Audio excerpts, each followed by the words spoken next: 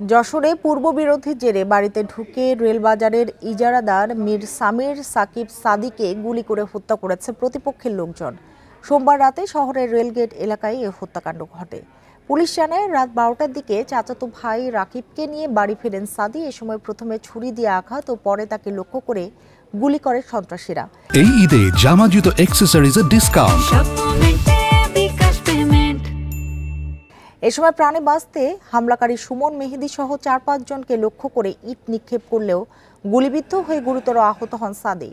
Jessore general হাসপাতালে নিলে চিকিৎসক তাকে মৃত ঘোষণা করেন। পুলিশ জানায়, হামলাকারীদের বিরুদ্ধে থানায় একাধিক মামলা রয়েছে, তাদের গ্রেপ্তারের চেষ্টা চলছে।